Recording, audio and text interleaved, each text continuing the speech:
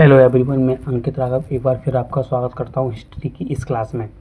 हमने पिछली कक्षा में गुर्जर प्रतिहार वंश को देख लिया था। अब हम उसके राजा देखते हैं, गुर्जर प्रतिहार वंश के राजा। जैसे कि राजा वत्सराज, इसने सम्राट की उपाधि ली। प्रतिहार वंश से वास्तविक संस्थापक माना जाता है। राजा वत्सराज ने सम्राट की उपाधि ली और इसे ही प्रतिहार वंश के वास्तविक संस्थापक माना जाता है। इसी समय कन्नौज के लिए त्रिपक्षीय संघर्ष की शुरुआत हुई थी। राजा वत्सराज के समय ही कन्नौज के लिए त्रिपक्षीय संघर्ष की शुरुआत हुई थी। हम देते हैं प्रतिहार गुर्जर वंश का अगला राजा नागभट्ट सेकंड। इसने कन्नौज को अपनी राजधानी बनाया था। नागभट्ट सेकंड ने कन्नौज को अपनी राजधानी बनाया था। इसने पाल राजा धर्मपाल को हराया था। राष्ट्रकूट वंश का राजा गोविंद थर्ड नागभट्ट सेकंड को हराया था। राष्ट्रकूट वंश का राजा गोविंद थर्ड ने नागभट्ट सेकंड को हराया था। नागभट्ट सेकंड ने गंगा जल समाधि लगाकर अपने प्राण त्यागे थे।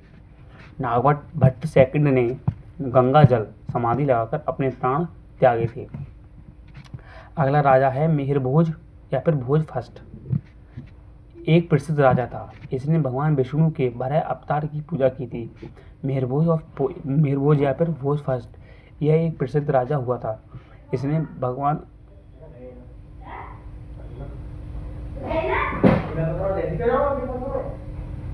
भगवान विष्णु के 12 अवतार की पूजा की थी।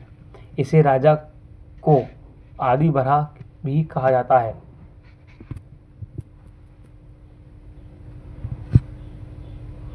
अरब यात्री सुलेमान ने इसी समय भारत की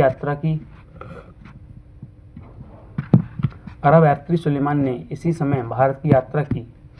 सुलेमान ने मिहिर भोज को मुसलमानों का सबसे बड़ा शत्रु बताया है।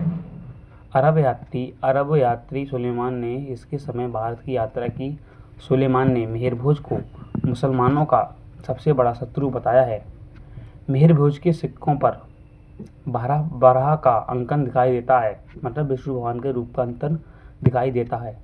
मुस्लिम यात्री सुलेमान ने मिहिर भोज को इस्लाम का सबसे बड़ा शत्रु बताया है। मिहिर भोज के सिक्कों पर बराह का अंकन दिखाई देता है।